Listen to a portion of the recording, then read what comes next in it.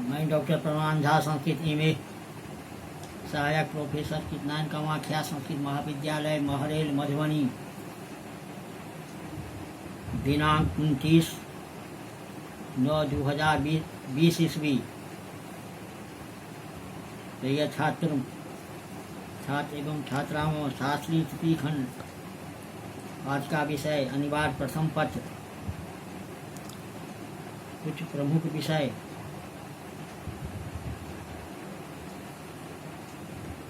विषय है उपमा कालिदासस्य।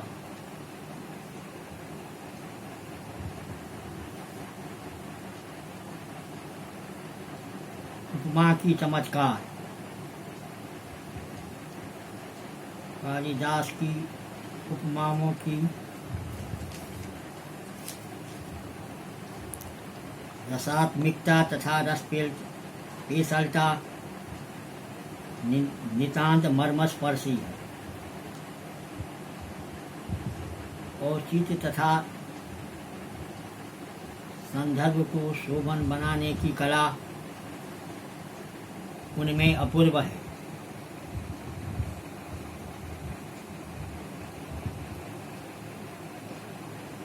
तपस्या के लिए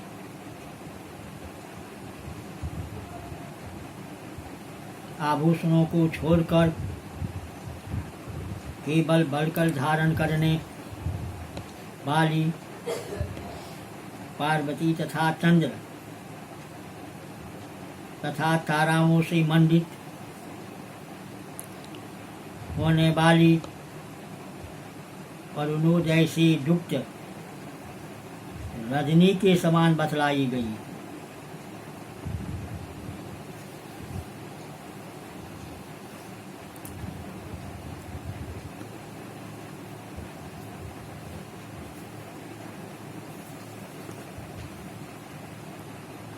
स्तनों के भार से किंचित झुकी हुई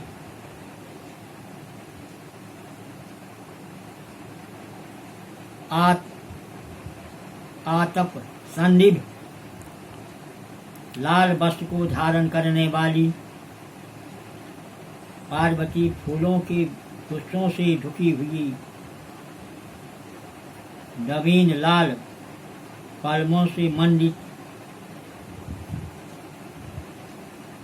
संचारिणी लता के समान प्रतीत होती है।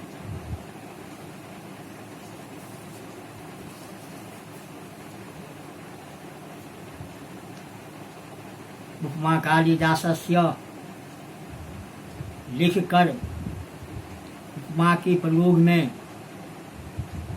कालिदास को सर्वश्रेष्ठ सम्मान दिया गया है। कालिदास उपमा के प्रयोग में सिद्ध कवि है।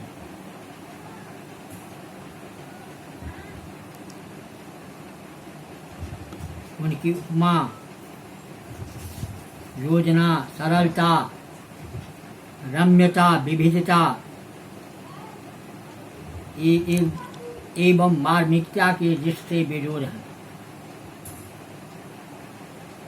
उनकी उपमाएं श्लेष की जटिलता से रहित एवं विषयानुरूप तथा नित्य व्यवहार में देखे जाने वाली होने के साथ साथ शास्त्र प्रमाणित है।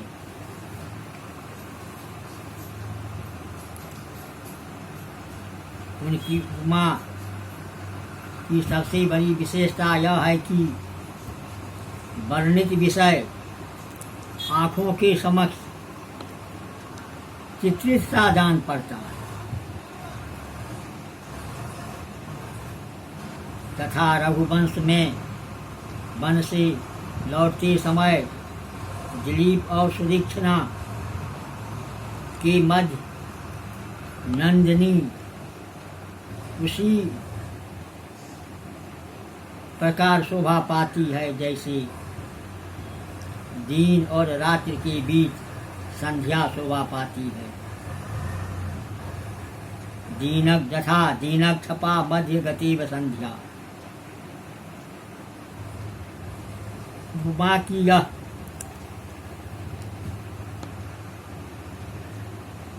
कालिदास की उपमा की यह कल्पना अत्यंत सरल, स्वाभाविक एवं सर्वांशतः पूर्ण है। इसी प्रकार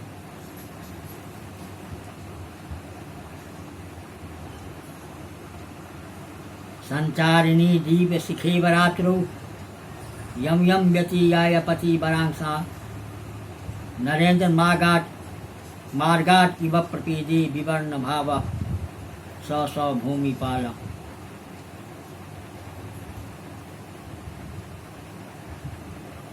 कवि की इसी उपमा के कारण दीप शिखा कालिदास के नाम से कवि गोष्ठियों में प्रसिद्ध है।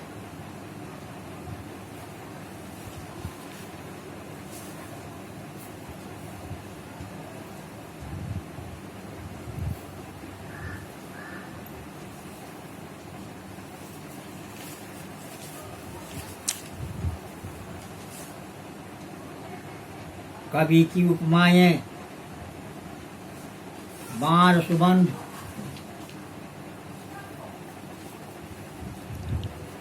और हर्ष की भांति कहीं भी श्लेष मूलक नहीं है। इनकी उपमा इतनी अत्यधिक स्पष्ट है कि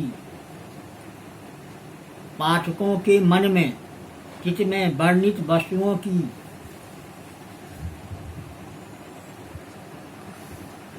यथार्थ कल्पना उत्पन्न हो जाती है। उदाहरणार्थ शैलादिराज तनयौन यौनतस्थो कुमार संभव। इसी प्रकार अधरा किसलय राग,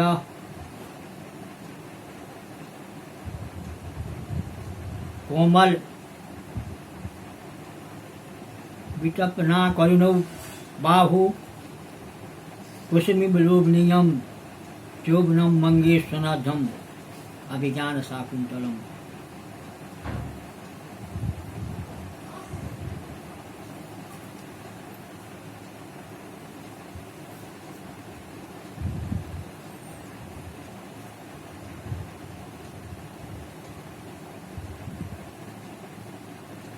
प्रकृति से गृहीत उपमाओं में एक विलक्षण आनंद है। राक्षस के चंगुल से बचने पर बदहोश उर्वशी धीरे धीरे होश में आ रही है। इसकी समता के लिए कालिदास चंद्रमा के उदय होने पर अंधकार से छोड़ी जाती हुई मुच्यमाना रजनी, रात्रि काल में धूम्ररास से विरहित होने वाली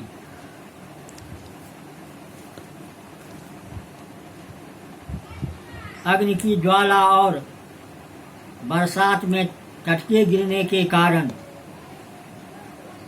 कलुषित होकर धीरे धीरे प्रसन्न सलिला होने वाली गंगा के साथ देकर पाठकों के नेत्रों के सामने तीन सुंदर दृश्यों को एक साथ उपस्थित कर देते हैं।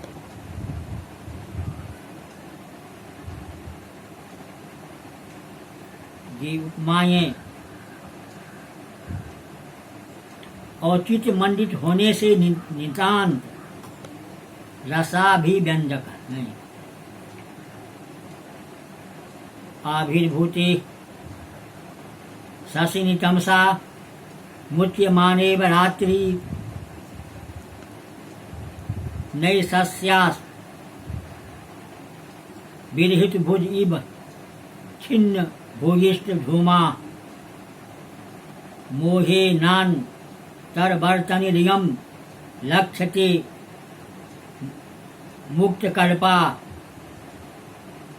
गंगा रोध पतन कलुखा गृहिण चिब प्रसातम विक्रमोर्वशी।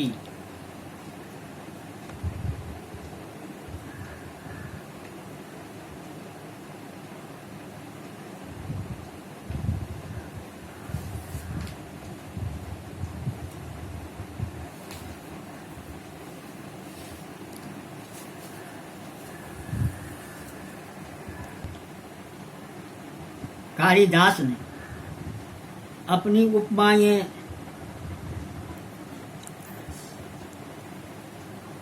सृष्टि के विभिन्न पदार्थों, लता वृक्षों, फल फूल, ग्रह नक्षत्र, विभिन्न शास्त्रों आदि से लिए हैं। यथा मध्ये तपोधनानां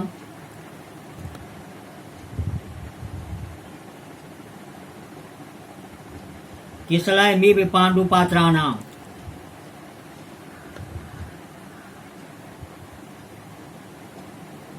अभिज्ञान शाकुन्तलम् श्रुतेरिवार्थं स्मृतिरनुगच्छत रघुवंश।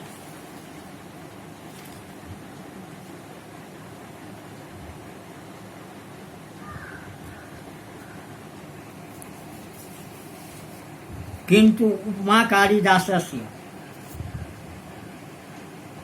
इस उक्ति में उपमा का प्रयोग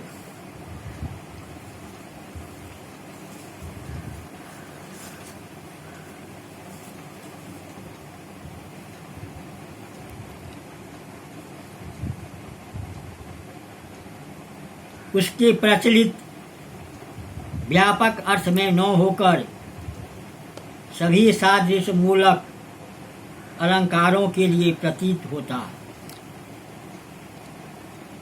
क्योंकि उपमा के अतिरिक्त उत्प्रेक्षा, दृष्टांत, रूपक, अतिशयोक्ति, अर्थांतर न्यास आदि अलंकारों के प्रयोग में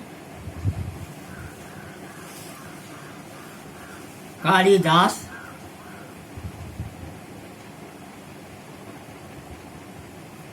कम नहीं है।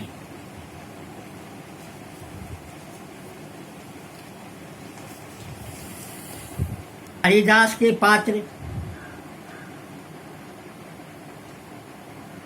जीवनी शक्ति से संपन्न जीते जागते प्राणी हैं। उनकी कुशलता, उनकी शाकुंतला प्रकृति की कन्या, आश्रम की निसर्ग बालिका है, जिसके जीवन को बाध्य प्रकृति ने अपने अपने प्रभाव से कोमल तथा स्निग्ध बनाया है।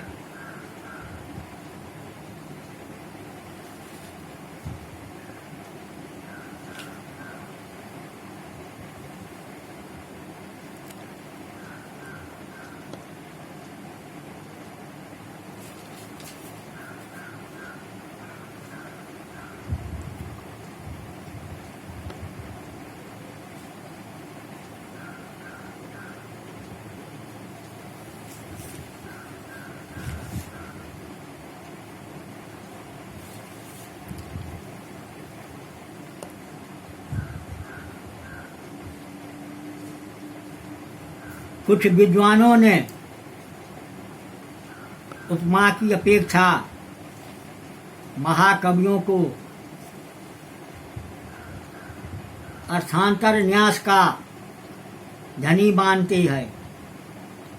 इसके अनुसार उपमा कालिदासस्य नोत्कृष्टेति मतं मम अर्थांतर न्यास विन्यासे कालिदासो विशेषते। उपमा कालिदासस्य तथा भारवे रस गौरवं दण्डिनः पदलालित्यं माघे सन्ति तिरोगणाः।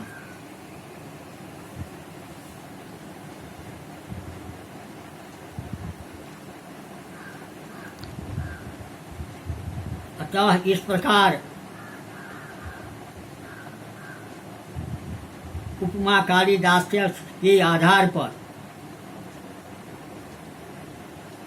कालिदास के काव्य वैशिष्ट का मूल्यांकन करना कवि के साथ अन्याय नहीं होगा।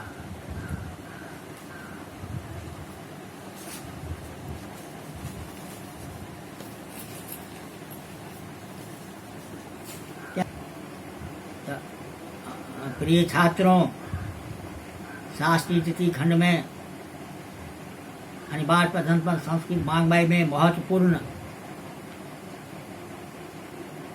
ऐसे प्रश्न पूछे जाते हैं। उपमा कालिदासस्य